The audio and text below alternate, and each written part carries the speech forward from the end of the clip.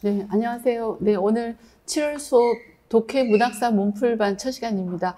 우리가 지난주부터 계속 OT를 했기 때문에 오늘은 반복하지 않고 바로 수업에 들어가도록 할게요. 혹시 7월 수업이 세 강좌 있고 그 다음에 오자마자 문제풀이하고 사전 자료가 나가고 그거 다 알고 있죠, 그죠? 그리고 이제 전체적으로 쓰기 연습을 이제 많이 해야 된다. 이해를 다 하면서 쓰기 연습. 그리고 사전 자료 양이 많기 때문에 1순위를 뭘 해야 되고 2순위를 뭘 해야 되고 그걸 순서를 알고 하면 조금 효과적으로 공부를 할 수 있어요. 물론 자세히 알기 위해서는 다 보고 원서나 기본이를 더 찾아서 봐야 돼요. 개별 차이가 있는 거죠, 그죠?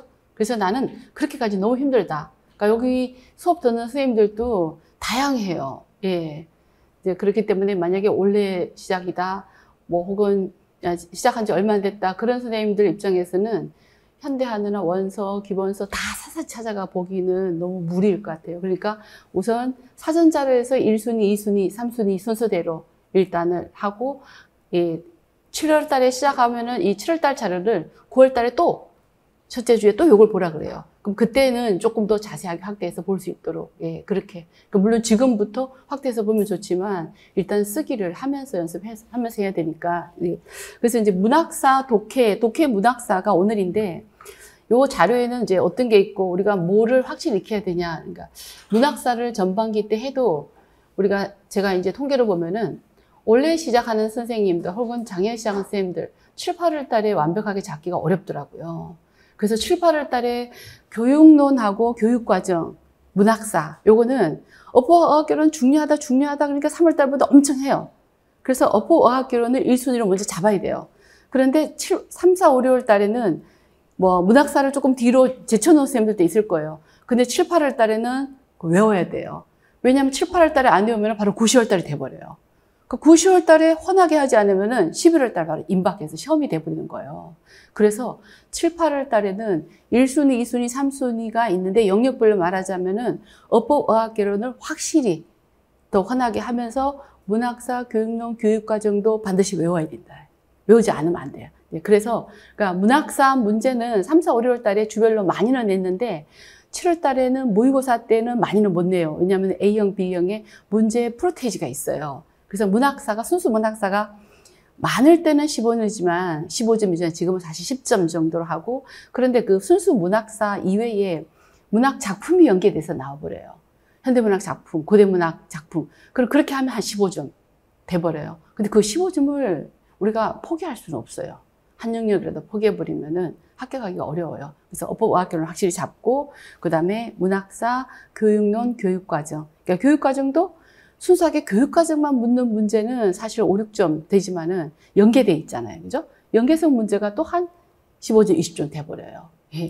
그러니까 그것도 열심히 외워야 되는 거예요. 그래서 7, 8월 달에는 전체 영역을 주요한 거를 기출문제가 내가 어떻게 공부해야 되겠다라는 방향성을 제시해요.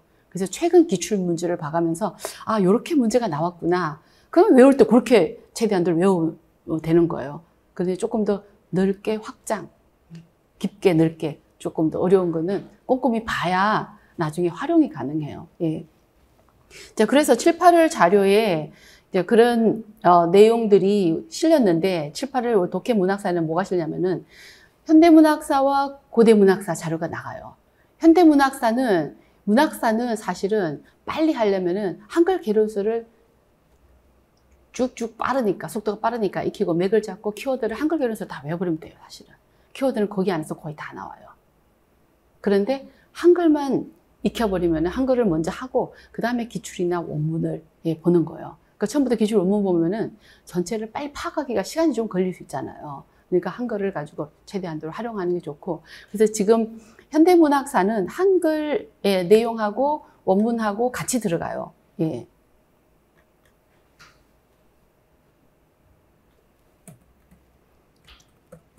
자, 그래서 문학사를 제가 현대문학사, 고대문학사라 이렇게 쭉 훑을 거예요. 주별로. 현대문학사, 고대문학사. 그러면 여러분들이 맥잡기 특강보다는 수업에 하는 게 훨씬 자세해요.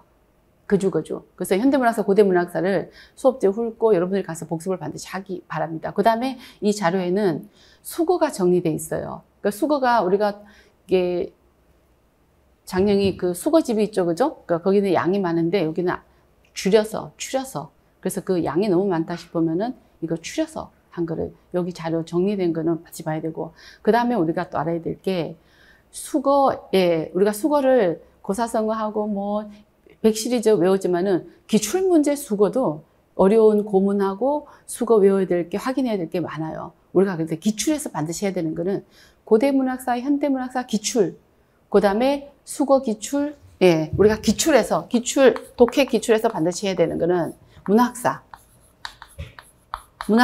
그래서 현대와 고대가 있죠, 그죠? 그런데 이제 문학사는 우리가 한글 자료가 아까 좀 쉽게 편하다 그랬죠, 그죠? 한글 자료를 흔하게 해도 기출이 좀 어려워요. 한 15, 20% 정도는 어려워요. 10%는 한글 개론서 보면 다 풀 수 있어요. 80%, 7, 80%는. 그런데 한 20%는 어려운 지문이 나와가지고 그래도 한글 개론서가 흔하면 거의 다 풀 수 있어요.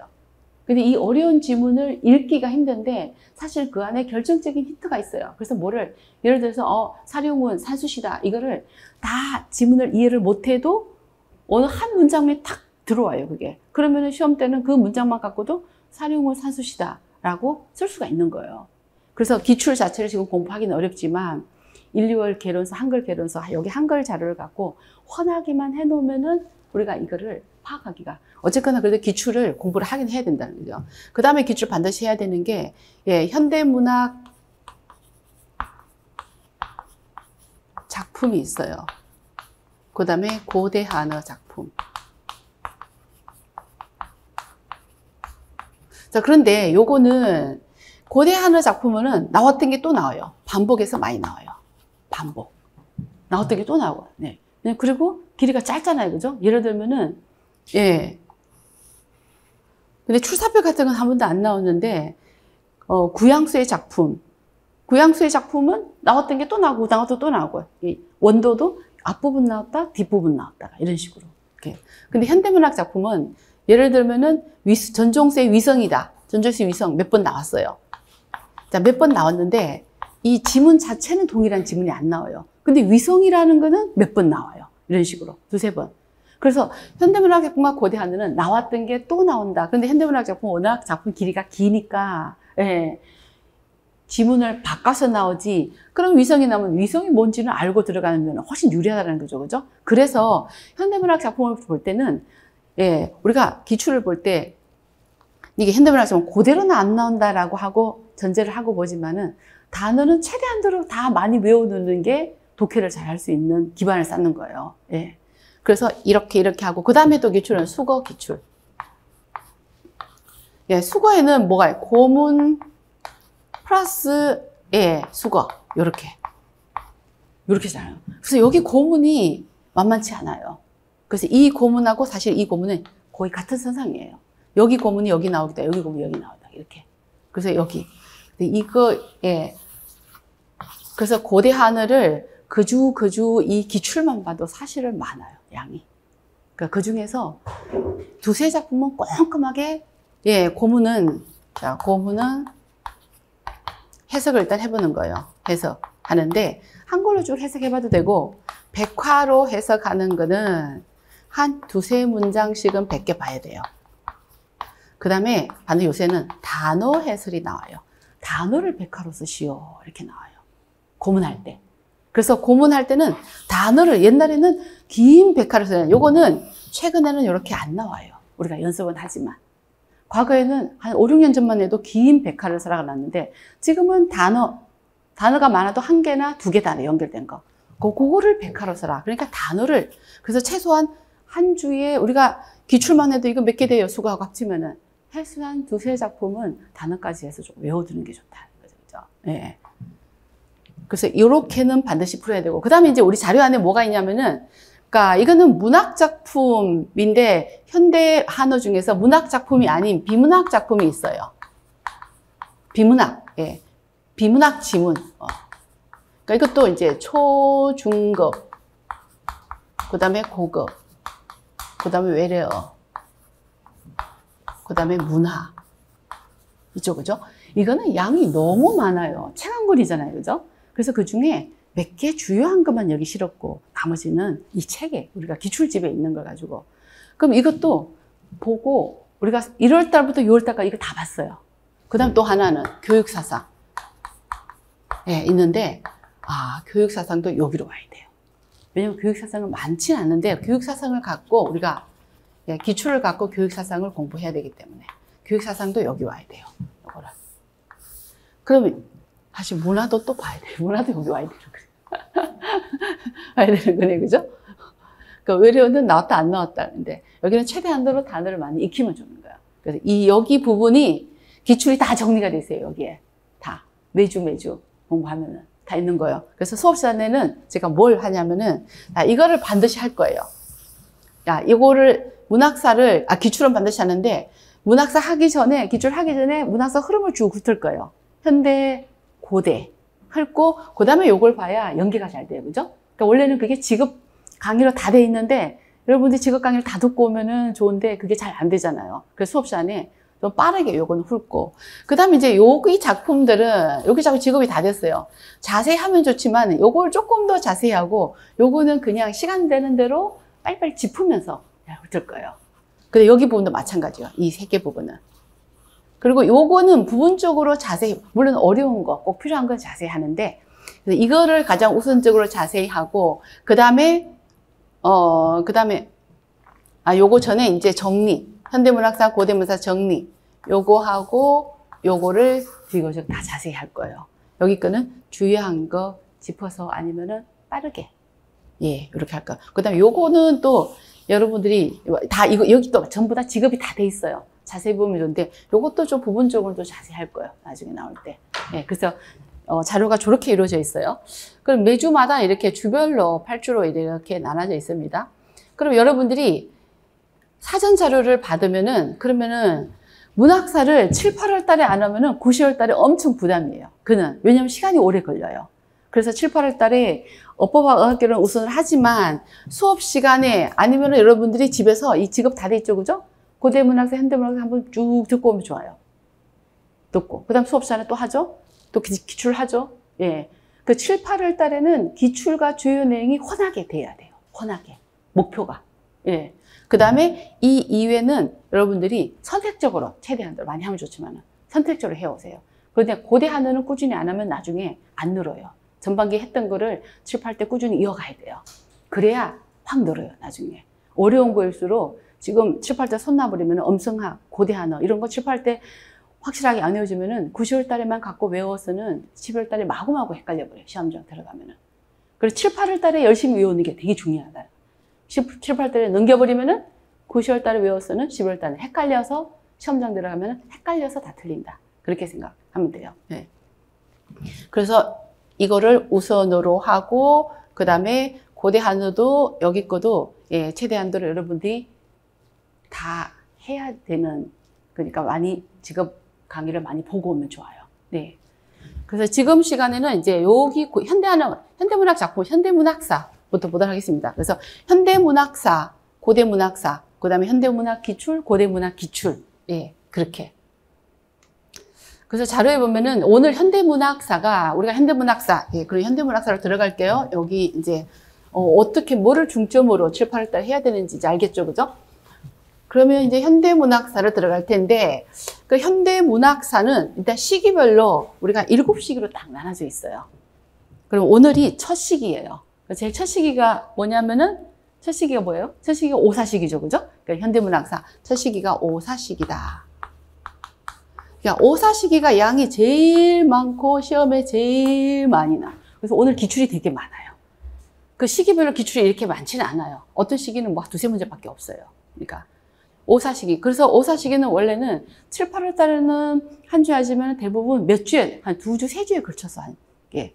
왜냐하면 노신이 또 양이 많기 때문에 노신하고 그 밖에 이렇게 그런 식으로 했었어요. 그래서 오사시기.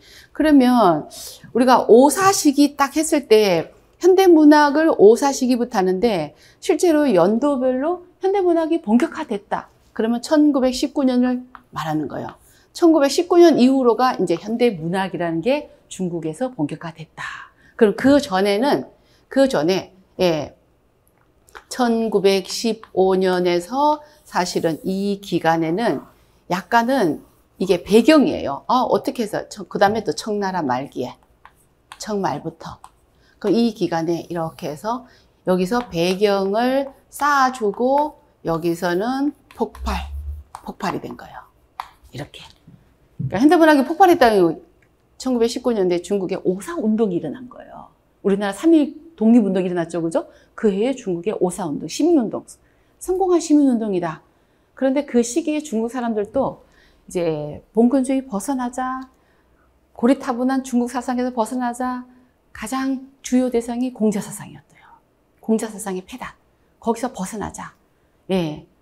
왜 안에서 그냥 지네들이 잘났다고 싸우는 거야, 중국도. 그래서 지식인들이 벗어나고 서구권을 받아들이고. 그런데 이제 서구권을 받아들이자 그러는데 여러 방법이 다른 거예요. 서구권을 받아들여서 중국 걸 지키자. 아니다. 중국 걸 지키면서 서구권을 받아들이자. 아니면 중국 거를 기반으로 서구 거를 활용하자. 뭐 이런 식으로 여러 가지. 그래서 서구 거를 받아들이자라는 운동이 일어나요. 이 시기에. 그럼 그 서구 걸 받아들이자는 운동이 양무운동이라 그래요. 양무운동. 네, 방법은 여러 가지. 그 다음에 이제 이 양무운동에 들어가기 전에 내부에 썩어서 밀란이 일어나고 막 그래요. 우리나라 동학운동 막 그런 거 막 일어났죠. 그죠? 예, 중국에도 그 전에 가장 중요한 거는 아편 전쟁이었어요. 영국에 의해서 아편을 안 팔아주면은, 안 팔아주니까 결국은 영국이 전쟁을 일으키는 식으로. 그래서 거기에 대해서 중국 사람들이 너무 창피하고, 그 다음에 이제 위기의식을 느끼게 되는 거예요. 그 다음에 이제 요 밀란이 일어나요. 밀란이 나고, 그 다음에 이제 문학사적으로는 이제 외국 작품을 막 번역을 많이 하는 거예요.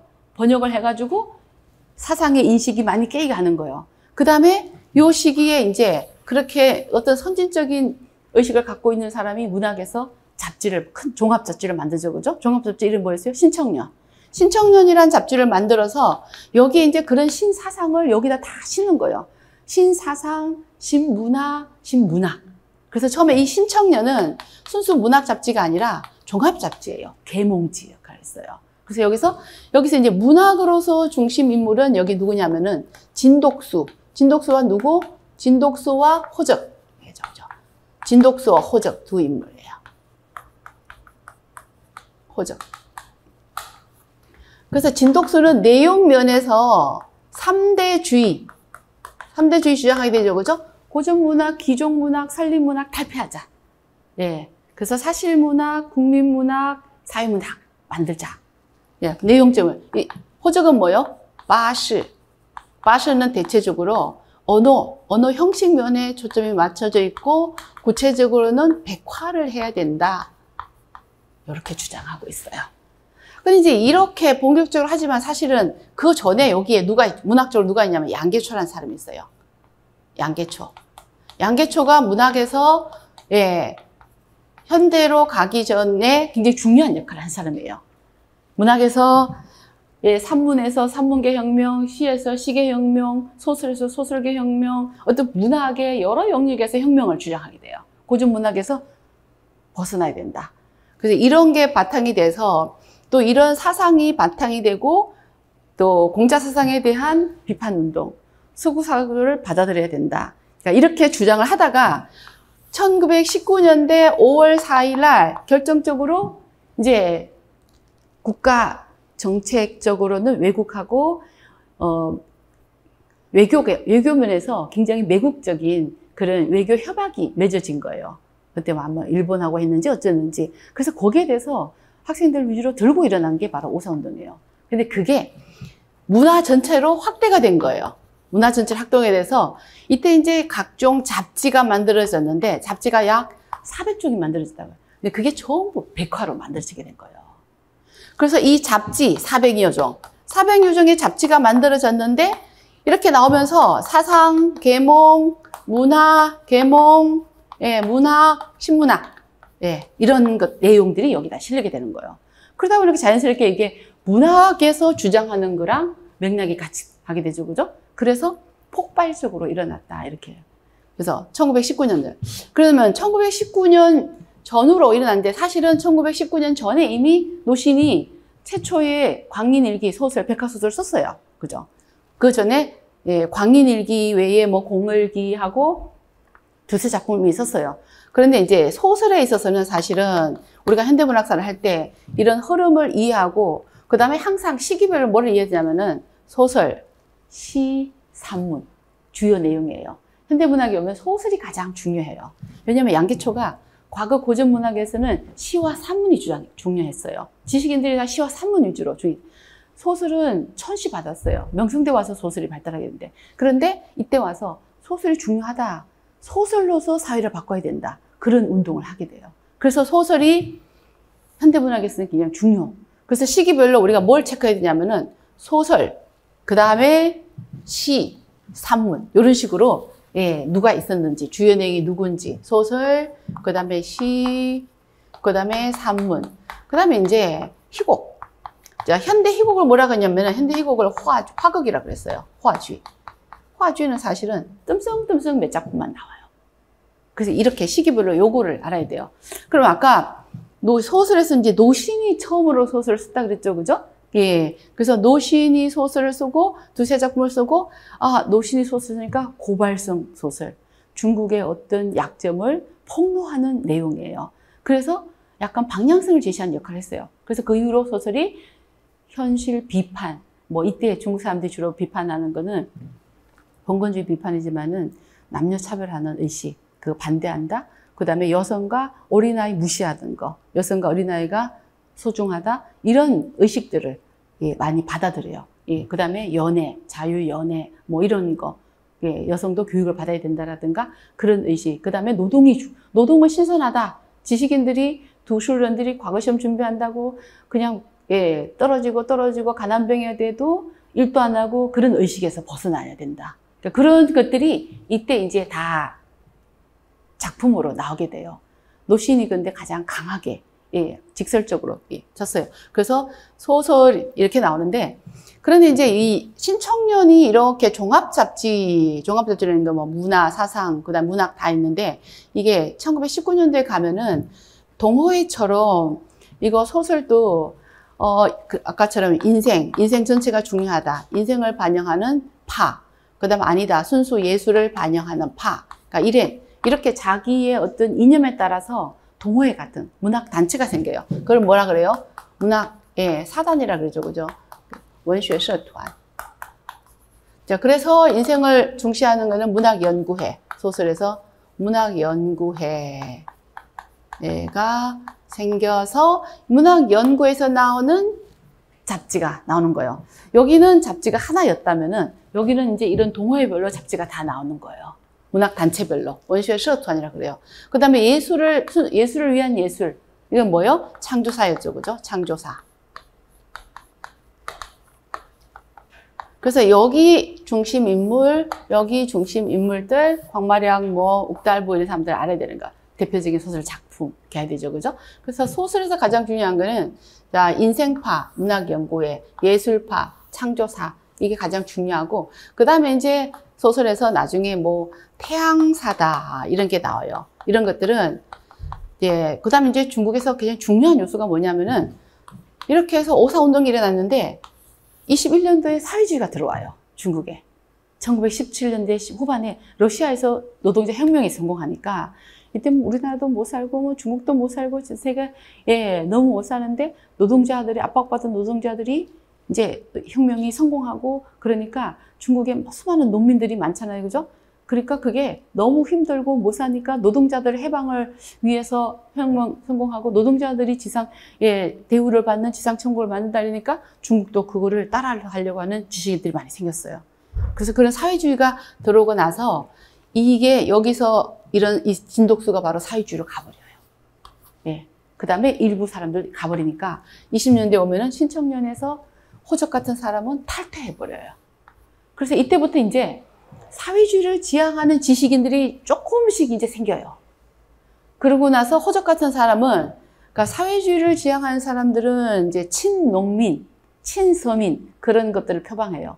그런데 유럽이나 그 다음에 미국에 유학한 파들, 이런 파들은 보편적인 인성, 그 다음에 자유, 민주 이런 걸 주장하게 돼요. 사회주의를. 그럼 여기 사회주의 주장하는 사람들은 프롤레타리아 계층을 위해서 혁명을 해야 되고 프롤레타리아 계층을 위한 문학을 해야 되고 부르주아들은 반대. 이때 이제 부르주아라는 인식이 생기고 프롤레타리아 계층 인식이 생기고 이러니까. 그런데 일본으로 유학 가거나 그 다음에 러시아나 그 다음에 동유럽으로 유학 가는 이런 사람들은 주로 프롤레타리 계층을 주장하는 사람들이었어요. 예. 그래서 이제 여기 와서 21년도에 생겼는데 요게 아주 강력하게 표면화되는 거는 27년도에 이후로 표면화가 돼버려요. 딱 나눠져 버려요. 그럼 그 사이에 뭔 일이 생겼냐? 그러면은 그래서 이때부터 사회 공산주의라는 이념이 중국에서는 굉장히 중요한 역할을 하게 돼요. 사회와 문학에다 영향을 미치게 돼버려요. 그럼 요 태양사가 창조사 있죠, 그죠? 요 창조사에서 처음에는 순수하게 출발했지만 일본 유학생들 중심으로 해서 나중에는 이것도 공산당화 돼버려요. 공산화 돼버려요. 그래서 프롤레타리아 계층을 혁명을 문학 주장이 되고 그 다음에 이 태양사라는 단체는 아예 공산당원으로 시작이 돼서 20년대 후반 27년으로 가면은 이런 사람들을 중심으로 해서 무산계급, 우산阶级, 무산계급을 위한 문학, 프롤레타리아 계층을 위한 문학을 해야 되고 그 전에 이 전체 전반기의 소설이 반봉건. 어떻게 말하면 이거는 계몽이에요. 계몽주의예요. 계몽에 초점이 맞춰 있고 그 다음에 서구 사조 도입 요런 게 초점이 맞춰 있었어요. 그런데 여기 와서는 무산계급을 위한 문학을 해야 되고 이것이 시대의 사명이다. 이렇게 주장해요. 이 사람들이. 무산계급을 위한 문학에도 이것이 시대의 사명이다. 그래서 여기 이 사람들을 막 공격해요. 노신도 공격하고 여기를 주장하는 사람들을 공격하고 그래서 이때 이제 정치 사회적인 어떤 사건이 생겨요. 그렇게 해서 30년대는 이 사람들이 중심으로 되는 좌익 문학으로 가게 돼요. 좌익 문학으로. 그래서 좌익 시기라 그러죠. 그죠? 그래서 27년이 분기점이에요. 27년 이후로는 오사 시기가 아니라 좌익 시기로 가게 돼요. 그래서 소설은 이렇고, 그 다음에 시에는 여기 양계초에 있었죠. 그죠? 양계초에서부터, 그 다음에 호적 같은 사람들, 옛날 시에서 벗어나자. 경률시에서 벗어나자. 자유시를 쓰자. 형식과 내용에서 자유시를 쓰자. 근데 이게 불완전하니까, 그 다음에 광마략 같은 사람이, 또 나오고, 자, 그 다음에 그러면서 또 뭐냐면은 이 시기에, 신경률시를 쓰자. 현대시도 경률이 필요하다. 신경률시를 주장하는 사람이 생기는데, 이 사람들은 신을파라는 단체예요. 신을사에서, 신을파. 그래서 동호회가 아까 문학 연구에 대해서 창조사도 있고, 신을사도 있었고, 태양사도 있고, 이런 동호회 생기는데, 여기서는 신경률시를 주장하게 돼요. 그리고 이제 자잘한 걸로 예를 들어서 빙심의 소시체도 주장하게 되고 그 다음에 남녀의 낭만시도 주장하게 되고 뭐 이렇게 자잘한 시를 주장하는 사람들이 새로운 시를 주장하는 사람들이 이때 막 있어요. 시는. 그 다음에 이제 산문도 아까 양계초가 고전 산문에 반대하는 신민체 산문을 이어받아서 그 다음에 이제 여기 산문을 주장하는 바에서 아까 신청년에서도 어떤 현실을 반영하는 산문이 나와요. 현실 반영하는 산문이 나오고, 그 다음에 20년대 가면은, 주자청, 주작인, 빙심, 이런 사람들, 임어당, 이런 사람들이 산문을 쓰게 돼요. 여기서 이제 주자청의 산문이 중요해요. 여기서는. 주자청.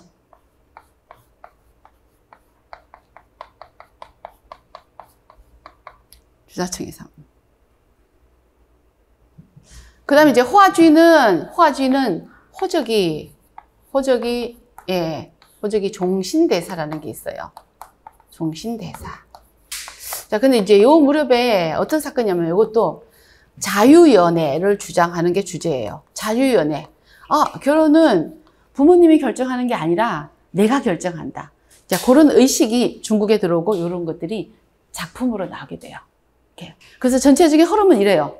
근데 이제 27년도가 아까 중요한 계기였는데 이게 뭐냐면은 이제 중국이 공산주의가 21년도에 들어오고 이때 이제 지식인들이 뭘 주장하게 되냐면은 그 전에 이제 국민당이 있었어요. 국민당. 그 다음에 이제 공산당이 있죠. 그죠? 공산당. 자, 그런데 이때는 서로 갈등이 심하지 않았어요. 그리고 중국은 1911년도에 중화민국이 새로 탄생이 됐잖아요. 그죠? 청나라가 망하고. 그럼 이때 이제 청나라를 타도시켜야 된다. 부패한 청나라, 그 다음에 만주족의 청나라. 그래서 중국의 많은 사람들이 독립운동을 해요. 그래갖고 이제 신해혁명을 일으켰는데 그 신해혁명이 힘이 너무 약했어요. 그 혁명을 일으키는 세력들이. 그 중심 인물들이 손문이었는데 손문은 늘 해외에서 주로 많이 살고 국내 근거지도 없고 돈도 부족하고 그래서 유엔스카이라고 우리나라에도 왔던 그 사람하고 같이 결탁해가지고 신해혁명을 일으켜서 중화민국을 세웠는데 그게 사람들이 바라는 진정한 계몽으로 일어난다거나 의식이 많이 바뀌지 않았어요. 그러다 군벌이 지배하고 외국이 많이 지배하고 그러니까 중국이 엄청 혼란스러웠어요.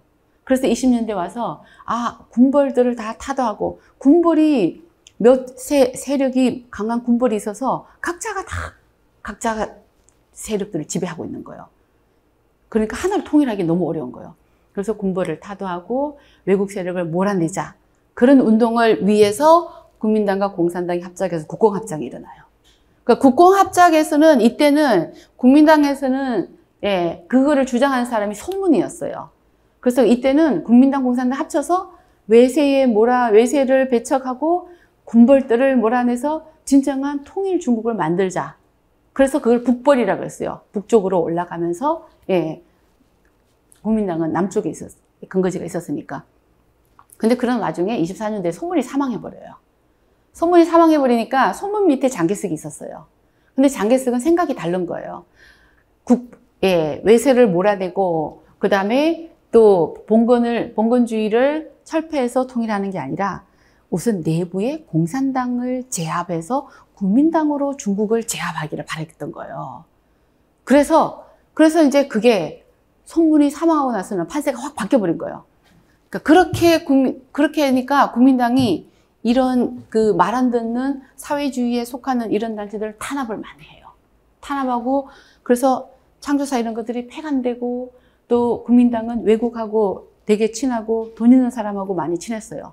그러다 보니까 공산당을 지향하는 사람들을 탄압하고 이렇게 가는데 27년도에 결정적으로 공산당하고 노동자를 몇백 명을 살해하는 사건이 일어나 버린 거예요. 그래서 그거를 중국 사람들이 장개석 쿠데타라고 그래요. 자, 그렇게 일어나니까 그때까지만 해도 사회주의가 약간 미정명이 됐는데 국민당은 나쁜 집단이다. 그래서 사회주의로 확 몰리게 된 거예요.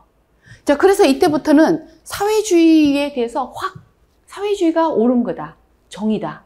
그렇게 해서 국민당은 그런 사람들 탄압하고, 그래서 지식인들이 사회주의를 지향하면서 국민당의 탄압을 쫓겨갖고 상해로 막 도망갔어요.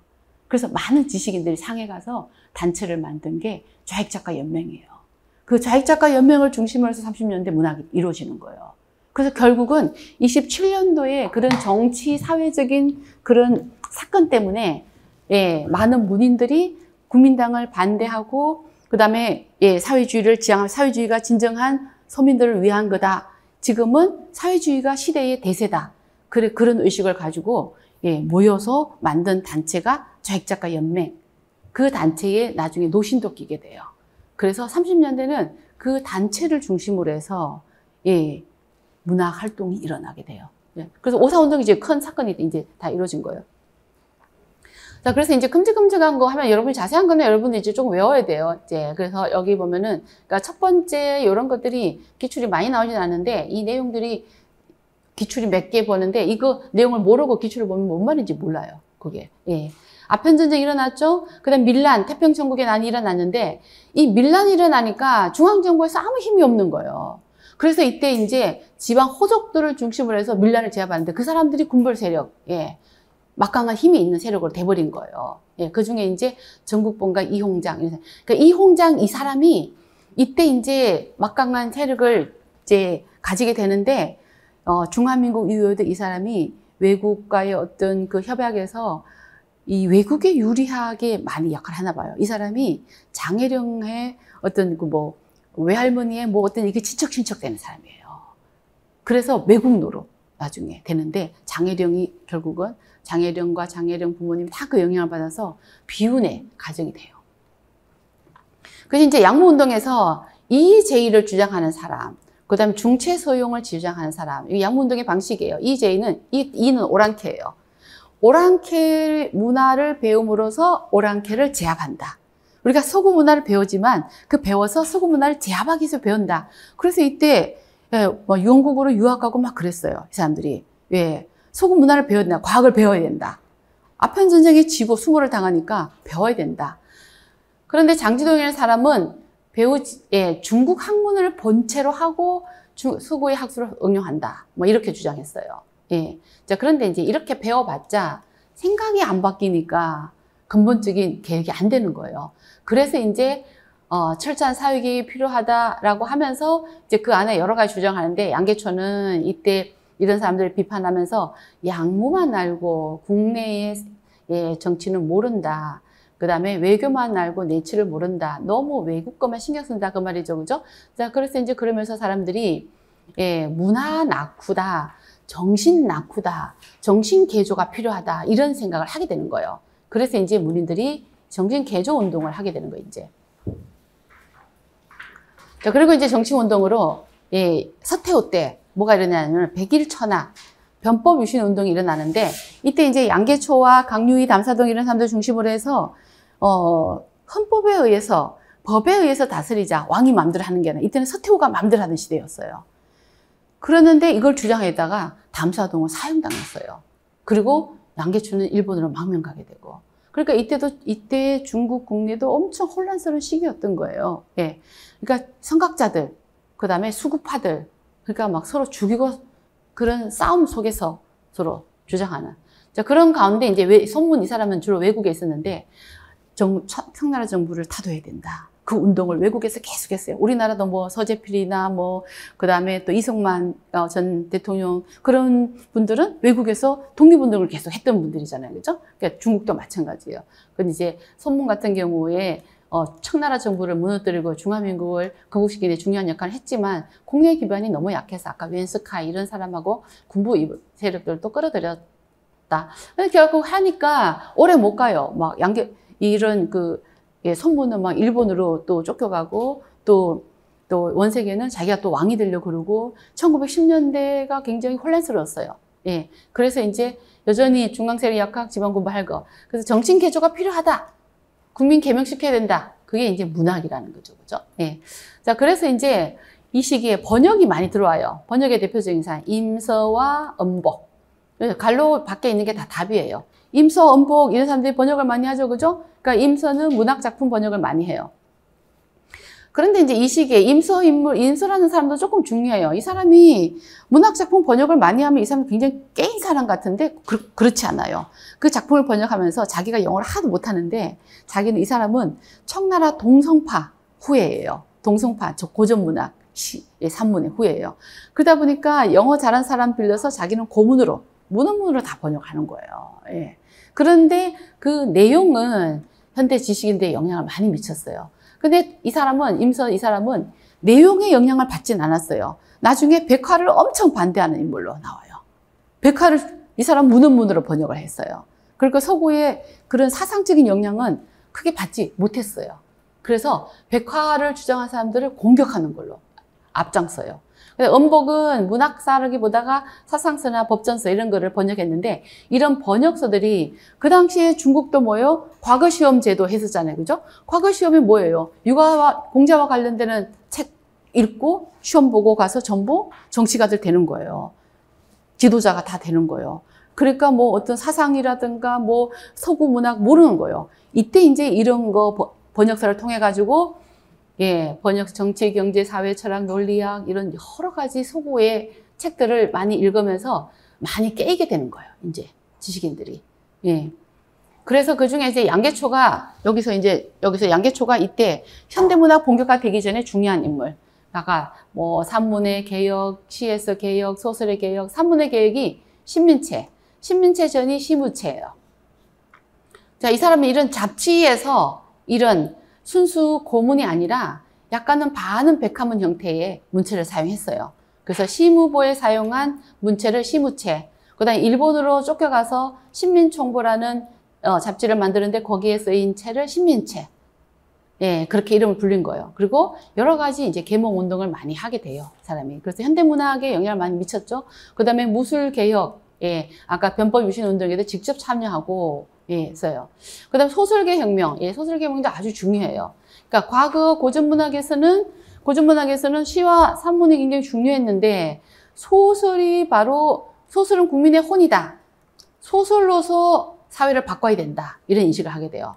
그러니까 이제 일본에 가서 일본 사회에 영향을 많이 받은 거예요. 예. 그래서 종래의 소설에 대한 개념을 바꿔서 소설을, 예, 경전, 이런 거 동등한 위치. 그래서 사회의 역할에 대해서 보다 적극적이고 긍정적으로, 예, 소설의 사회적 역할을 굉장히 중요시했다. 그리고 뭐 이런 구절들은 그대로 시험에 나와요. 예. 한 나라 국민을 새롭게 하기 위해서는 그 나라의 소설을 새롭게 해야 된다. 예, 소설에 굉장히 중요한 의미를, 예, 부여했어요. 자, 그 다음에 시에서, 근데 이제 소설의 흐름을 보면은, 예, 고전문학에서 소설은 뭐냐면은, 샤다오, 소도, 사사로운 말, 그 다음에 길에서 듣고 나누는 이야기, 예, 제단샹위 다오팅 두쇼즈 소자오, 이렇게 소설의 의미를 굉장히 천시했어요. 예, 그 다음에 또 고전문학에서는 산문을 문의제도에, 우리가 한유 같은 사람도 있죠, 그죠? 산문을 문의제도의 도구로 사용했어요. 근데 양계초는 소설을 문의제도의 도구로 사용하는 거예요. 이해됐죠, 그죠? 문장에 도를 싣는다. 예, 그게 소설을 중요시했다. 그 다음에 시도 고전 시의 품격은 따르지만 내용은 현대로 바꾸자. 그렇게 주장했어요. 그래서 품격은 얘 품격을 하되 새로운 내용의 이미지로 넣자. 그 다음에 새로운 어휘들을 쓰자. 예, 신츠위를 주장했어요. 새로운 어휘들을 쓰자. 신츠위. 예. 그래서 구품격, 새로운 이미지, 신의경, 예, 신츠위, 새로운 내용, 예, 단어들을 쓰자. 이런 걸 주장했어요. 그래서 오사운동이 난 거는 약간, 그런 정치 외교적인데 반대하는 운동이었죠. 그죠? 네, 신청년 1915년도에 해갖고 신청년에 많은 작품이 나와요. 호적의 문학계룡 추이라든가 여기서 이제 빠셔를 주장하게 되고 신족수의 문학혁명론. 그다음에 이제 입센주의라고 있는데 요것도 이제 최근에 시험에 한번 나왔어요. 이게 뭐냐면은 자, 입센주의는 아까 호적의 연극 희곡 작품이 뭐라 그랬어요? 종신대사였죠, 그죠? 자유연애를 주장하죠, 그죠? 결혼은 내가 결정한다. 그러니까 입센주의인데 그게 입센주의예요. 입센이라는 사람은 입센주의, 예. 입센 노르웨이 작가인데 인형의 집이라는 저 작품의 저자예요. 인형의 집, 예, 인형의 집인데, 그러니까 이 사람이 그 안에 예, 로라라는 예, 로라라는 여자 주인공이 집을 뛰쳐나가면서 나는 나의 자유와 나를 위해서 인생을 살아야 되겠다. 아이의 엄마와 아내로서 사는 게 아니라 그렇게 집을 뛰쳐나가는 그게 작품이 그 당시에는 굉장히 파격적이었다는 거예요. 그게 중국에 영향을 미쳐갖고 이때 중국의 이런 작가들이 그 정신을 지금으로 말하면 뭐 페미니즘이다 이렇게 예, 연결시킬 수는 있죠, 그죠? 예. 근데 이 사람이 꼭 여성주의를 주장했다기보다 여자도 그냥 예, 인권을 가진 사람으로서 살고 싶다. 뭐 여성이 특별한 권력을 누린다는 게 아니라 그죠? 그런 걸 주장하게 되는 거죠, 그죠? 그래서 이게 중국에 들어와서도 입센주의라는 예, 호적의 작품이 나오게 된다. 예, 그다음에 이제 광인일기 나오고 호적의 빠시, 예, 빠시도 시험에 한 몇 번 나왔었어요. 빠시, 예, 빠시의 내용을 잘 알아야 돼요. 그다음에 예, 국어의 문학의 국어 이런 주장하게 돼요. 자, 이렇게 아까 사회주의가 중국에 들어왔다 그러죠, 그죠? 사회주의가 들어오니까 갈려요. 진독수 사회주의로 가버려요. 사회주의 관련된 글이 막 또 신춘에 실려요. 그러니까 호적이 그게 너무 마음에 안 드는 거예요. 호적은 이제 그거를 반대하게 돼요. 그러니까 호적은 원래부터 예, 뭐라 그러냐? 국어의 문학, 문학의 국어. 이때 국어라는 말은 표준말,普通话처럼. 중화민국 때는 그걸 국어라 그랬죠, 그죠? 근데 입센주의, 진족세의 문학혁명론, 국민문학, 사실문학, 사회문학을 주장하게 되고 문학단체들, 문학연구에 나왔죠, 그죠? 예, 문학단체가 약 1000개 정도 나왔다. 어마어마하게 많죠, 그죠? 그 다음에 그래서 문학연구에 인생과 관련되는 문제를 한다. 인생과 관련되는 문제가 뭐냐? 아까 뭐 자유연애, 뭐 그다음에 어린이도 중요하다, 여성 중요하다, 그다음에 반봉건주의 뭐 그런 게 다 예, 인생을 하는데. 그래서 여기나 이런 작가들이 있고 주작인의 런던 원시에 여기는 인도주의를 주장했어요. 그다음 창조사에서는 일본에서 유학하고 들어왔고 낭만주의생 예술을 위한 예술. 그래서 예술을 어떤 수단으로 보는 걸 반대하고 유미주의적 색채를 띄었다. 내면의 자아, 예, 그 다음에 신변 이야기를 주로 썼고 낭만적 기법을 썼다라는 거죠, 그죠? 네, 아무런 현실에 대한 강렬한 저항의식을 바탕으로 했다. 그 다음에 이제 아까 어사사 빠졌는데 이 어사사라는 단체에서는 주로 예, 아까 산문에서 아까 주자청이 중요하다 그랬죠, 그죠? 여기 산문에서. 근데 산문이 여기 몇 가지로 나눠져요, 사실은. 예. 그 현대문학에서 산문이 오면 잔문이라는 것도 산문에 속하고, 예, 소품문이라는 것도 산문에 속하고, 또 소품문의 일부를 미문이라고도 말하고, 이게 전부 산문을 말하는 내용이에요. 근데 이제 잔문은 뭐예요? 현실 비판이죠, 그죠? 잔문은 현실 비판. 현실 비판인데, 이 잔문을, 주로 현실 비판을 쓴 이 잔문은 주로 여기서 말하는 어사사에서. 예.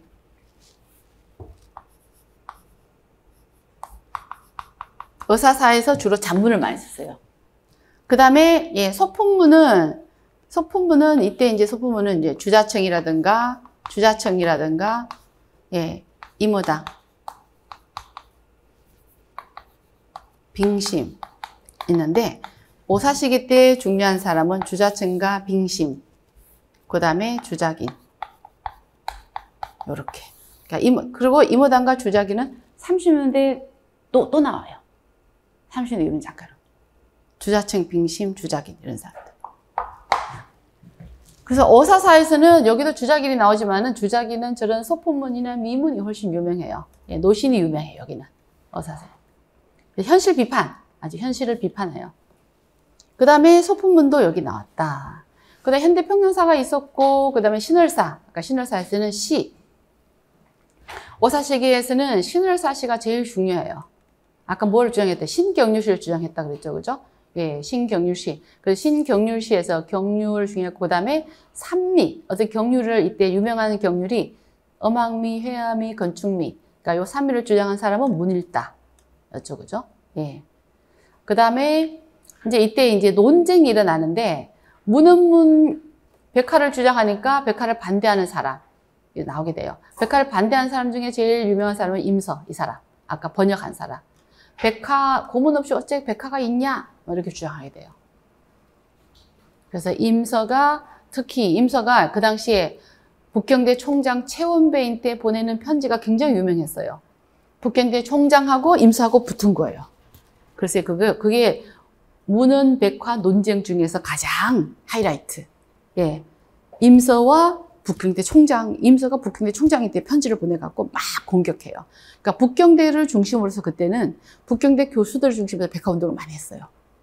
그러니까 임서가 굉장히 모독을 막 해요. 예. 그 백화라는 거는 포장마차 주인들이나 하는 말들이다. 막 그런 말들을 막 해요. 그리고 그래서 형생과 요몽 같은 데서 최은배, 진독, 소죽, 전형적인 사람 주인공으로 소설해서 굉장히 반대한다. 예, 그 다음에 이제 쌍황신 뭐 이런 것까지 나올 가능성이 좀 희박한데 전현동과 유반록 이런 사람은 서로 사진에 짜고 예, 주고받은 고문 주장, 고문 반대, 백화 주장 서로 예, 짜고 주고받는 편지가 쌍황신 예, 있어요. 그 다음에 학형갑인 뭐 이런 잡지에서는 고문을 주장하게 돼요. 그 다음에 문제주의 논쟁, 정리, 국고, 논쟁, 문학, 혁명, 문학, 논쟁, 이런 논쟁이 시험에 한 번 정도 나왔어요. 이게 뭐냐면은, 아까 사회주의가 들어오니까 사회주의를 주장하는 글들이 많이 나와요. 그래서 호적이 그걸 반대하는 거예요. 예, 문제와 주의 논쟁이라는 거는, 문제는 좀 많이, 많이 연구하고 주의는 좀 적게 이야기하자. 또 연구些问题少谈些主义. 이때 주의는 사회주의. 아, 사회주의 좀 그만 이야기해라. 우리가 지금 문제가 뭔지, 문제를 좀 더 이야기하자. 그래서, 신청년에 이 사회주의를 주장하는 글들이 너무 많이 실리니까 그걸 반대하는 거예요. 그러면서 호적이 국고를 정리해서 우리가 읽자. 좋은 책을 읽자. 국고는 국학이죠, 그죠? 그러니까 또 웬 국학이냐? 고대 서적이냐? 그걸 또 반대해요. 성방와 노신 등이 반대해요. 국고를 정리해서 읽자. 이것도 반대하죠, 그죠? 근데 이 중에 제일 중요한 거는 혁명문학 논쟁이에요. 혁명문학 논쟁. 혁명문학 논쟁은 아까 1927년대 뭐가 일어났다고 그랬어요? 장개석 쿠데타가 일어났다고 그죠? 그 장개석 쿠데타를 4.12 정변이라고 그랬어요. 그게 일어나니까 무산계급을 해야 된다. 무산계급이 시대의 필요성이다. 그러면서 아까 어느 단체에서 주장했어요? 태양사와 창조사 후기, 그죠? 그러면서 노신을 막 공격했어요. 노신과 모순을 공격하고 창조사 후기와 태양사 사람들하고 싸움이 붙은 거예요. 혁명문학이라는 거는 프롤레타리아 문학을 말하는 거예요. 문학혁명과는 뜻이 다른 거예요. 그래서 혁명문학을 주장하고.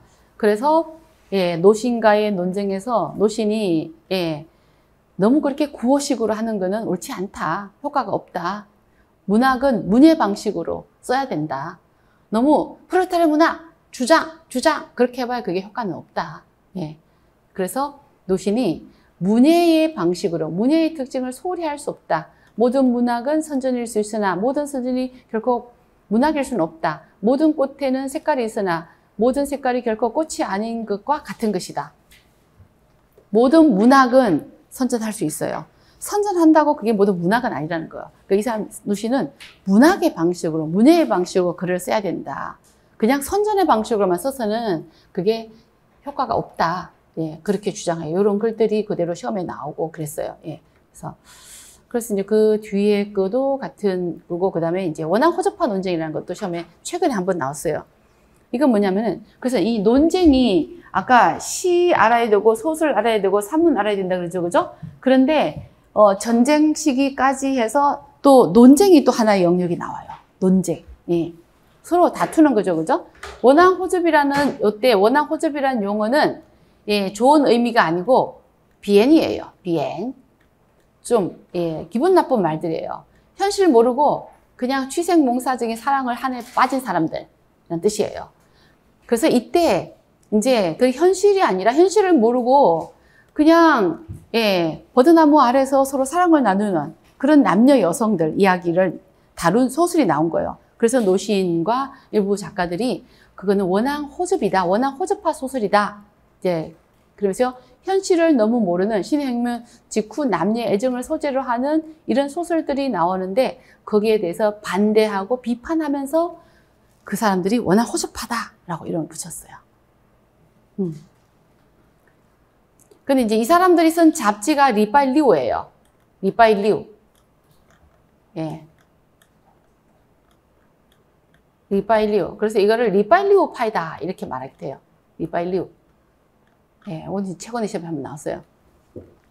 그 다음에 여기서는 이제 그게 원어로 이렇게 돼 있는데, 원어를 사실은 여러분들이 한글로 일단 빨리 맥락을 잡고 키워드를 외우고, 원어를 해석을 쭉 해봐야 돼요. 원어로.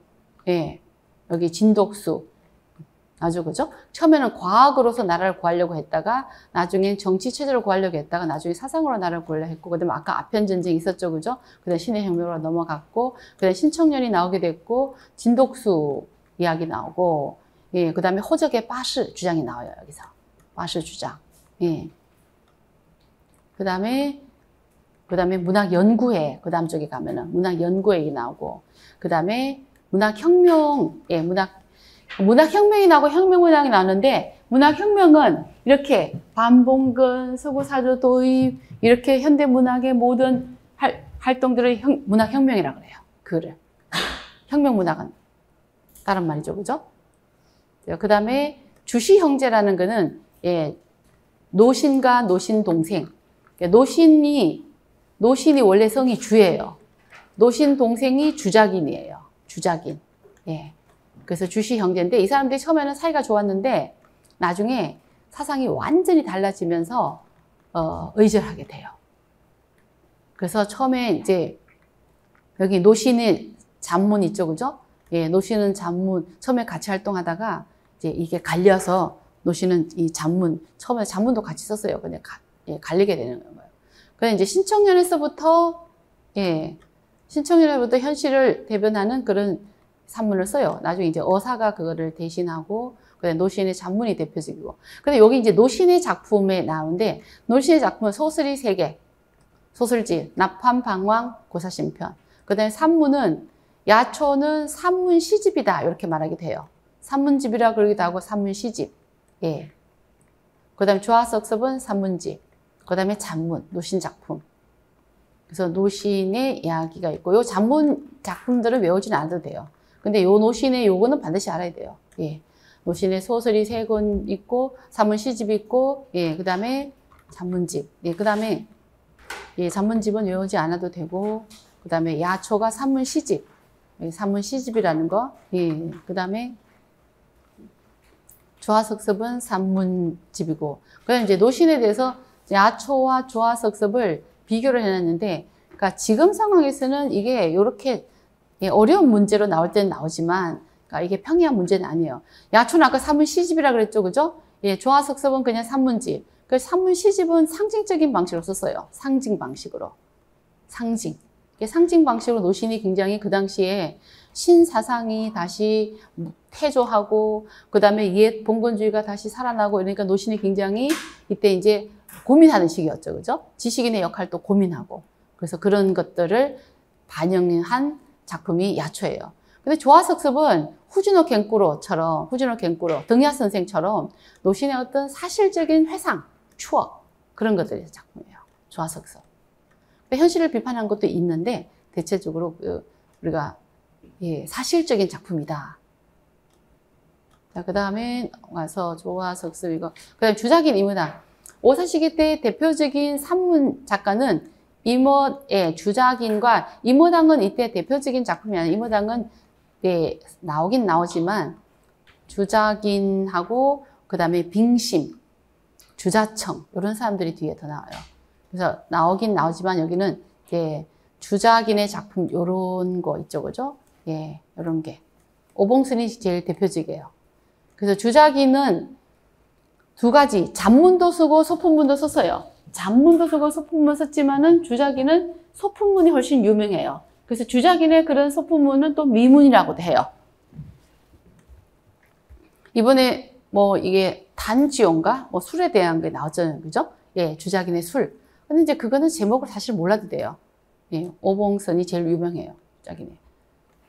그래서 흔히 접할 수 있는 그런 소재로 평이한 소재로 주작인은 산문을 쓴다. 예, 그 다음에 이제 산문 작가 중에서 요 사람들이 주자층이 제일 사실은 예, 이때는 주자층이 제일 유명해요.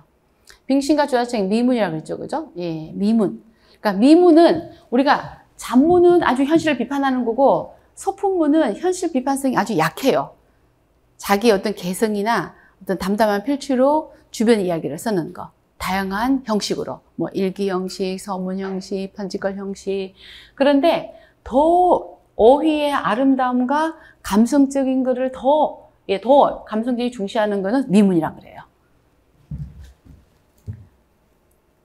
그래서 빙심의 작품이나 그다음 주자층의 작품은 미문으로 예, 빙심의 샤오라든가 그다음 이제 빙신의 작품은 자, 빙심은 오사시기 때 나오는데 빙심은 사실은 산문에도 나오고 시에도 나오고 소설에도 나오고 다 나오는데 이 사람은 주제가 굉장히 특징이에요. 주제가 전부 사랑이에요. 이런 3가지 영역에 다 주제가. 그 사랑이 뭐를 사랑이냐? 어머니에 대한 사랑, 아동에 대한 사랑, 자연에 대한 사랑. 그래서 이거를 범의 철학이다, 범의 사랑이다 이렇게 이야기해요. 빙심의 산문은 우아하다는 게 특징이에요. 우아하다. 이걸 빙심체다라고 한다. 그래서 번성이나 춘수 이런 거 있고 그 다음에 주자층은 제일 유명한 거 하당월색과 그 다음에 배영. 하당월색도 시험에 한 3번 정도 나왔어요. 하당월색. 이거는 미문의 가장 대표적인 거. 그 다음에 배영은 미문은 아니고 감동적인 아버지에 대한 정을 나타낸 거. 그죠? 그래서 여기까지입니다. 현대문학 여기까지. 여기까지 하고 잠시 쉬었다가, 쉬었다가 고대문학을 할지 현대문학 기출을 할지, 고대문학사를 할지 현대문학 기출을 할지 쉬면서 생각해 보겠습니다. 잠시 쉬었다 하도록 하겠습니다.